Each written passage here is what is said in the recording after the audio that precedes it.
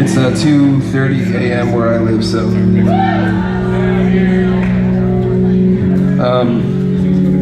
I'm sure we're all familiar with a term called shame. Shame is like something, it's really ugly.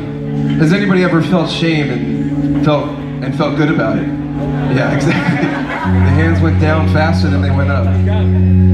It's really just an ugly and fearful thing to feel shame. It's sometimes the worst thing that you can feel. But I don't know if any of us have felt shame in this way. There was a woman who she was sleeping with a man who was not her husband, and there were these religious officials that came. This is long ago. We don't really have religious officials in our country, but in a time there were these religious officials. They were like cops almost, and they barged in and found this woman who was cheating on her husband. You can imagine the scene is something already very shameful. Just to be barren and be seen by another, we feel shame.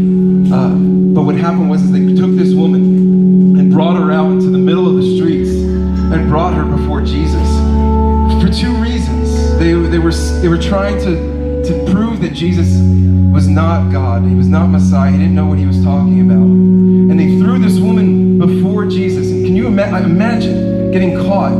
Think of the thing that you probably feel the most shame about, that you felt the most shame about. And imagine that being exposed to a bunch of people. You stand there in the streets and they see you in the worst aspect of your shame. As if it wasn't bad enough to get caught, you get brought before a host of people to be shown, look at this adulterous woman. But the thing is, adultery is pretty ugly. It's actually something worth being ashamed of. It's an ugly thing. But I think we can imagine still the shame that you would feel in that instance. And this woman is brought before Jesus, and these religious officials say to him, this woman was caught in adultery. You know what the law says. What should be done to her? She should be stoned, right? And the truth of the matter is that God's law did demand that this woman be stoned, because this was a crime that he deemed punishable by this way. But there's something very interesting that happened as Jesus spoke to these people, and he said, okay, who among you is without sin? And whoever among you is without sin, cast the first stone. Cast the first stone. And one by one, these people walked away. One by one, these people walked away because they knew that they had sinned themselves, that they also had shame. They also had things about themselves that they realized they were not blameless. But here's the thing. And so then Jesus is left with this woman, just him and her. And he says, woman, look around. Who's left? She says, no one. Who's left to condemn you? And she says, no one. And he says, neither do I condemn you. Go in peace. Now wait a second. He just said something that's very shocking. God himself, who said adulterers should be stoned, said, I don't condemn you. Go in peace. What happens here is we have a paradox. We have something that shouldn't make sense. We have something that doesn't fit together. We have a God who says that sin must be punished, but then we also have a God who says, neither do I condemn you. How is he able to do that? My friends, think about your shame. Think about you stand before God and considering all the flaws and sin and wrong things that we have done, and they're placed before him. The shame that you would feel, the guilt, the condemnation. But he says, I don't condemn you for it. How is that possible? Somebody has to be condemned, but my friends, that's the truth and the reality, is that Jesus said to this woman, neither do I condemn you, because he knew this. He knew that he was going to be condemned for her. See, he looked at her sin and said, yes, I see that you've committed adultery. And you know what? All of us in this room, we've done it with our minds and in our hearts. If you've not done it physically, you've done it in your mind and in your heart. We're all guilty of that same crime. And we too deserve that same punishment that was cast upon this woman. But there's a beautiful reality, is that Jesus can look upon people like us and say, neither do I condemn you. And the only reason he's able to say that is because he's condemned for people like us. When he went to that cross, he wasn't captured. He wasn't captured by some crafty Romans and Jews. He wasn't tricked by people that were smarter than him. He wasn't too weak to save himself. He was so powerful to save himself and to kill all who were in his way. But he didn't do that. He went to that cross to be condemned for adulterers like that woman and adulterers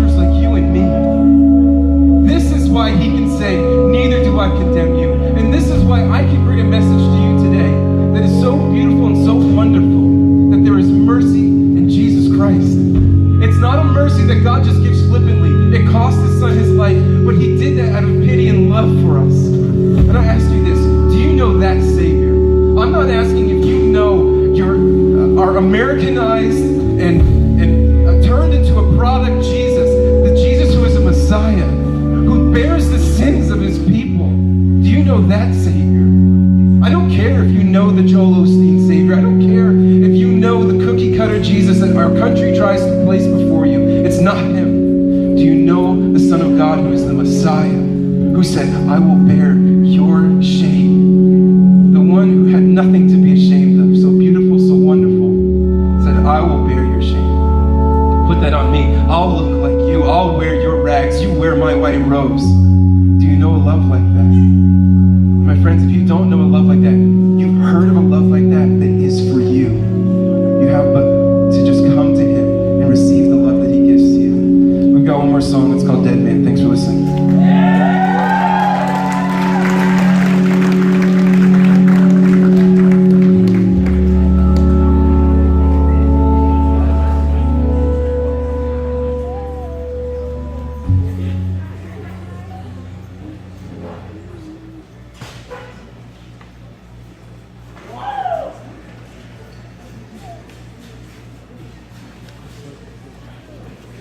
It's a good transition.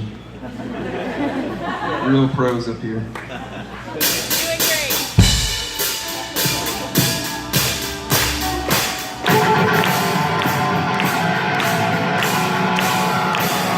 I was once a dead man, a stranger with no home. He stood opposed to judge himself, and yet he walked a net.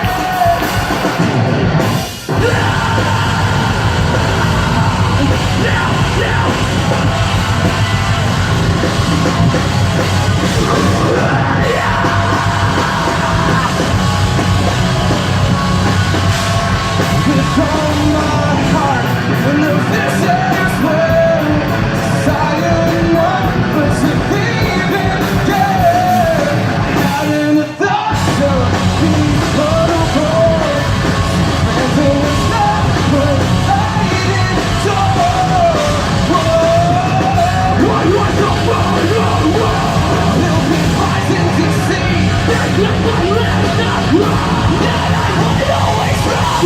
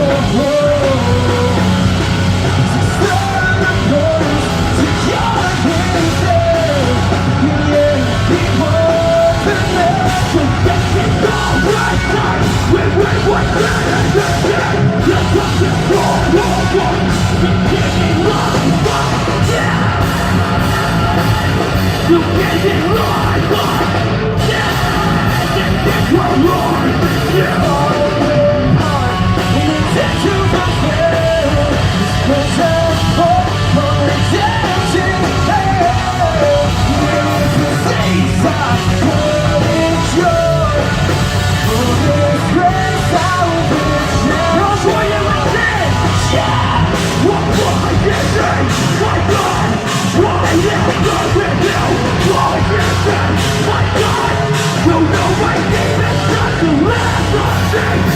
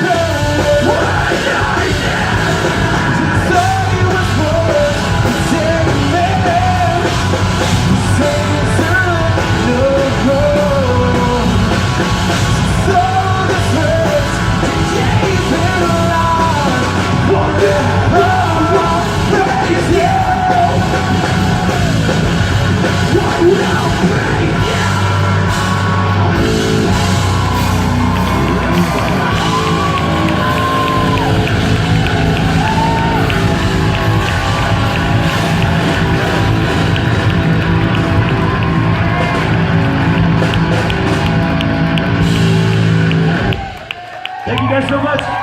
Werewolves of the Gate will be over on our merch table, but please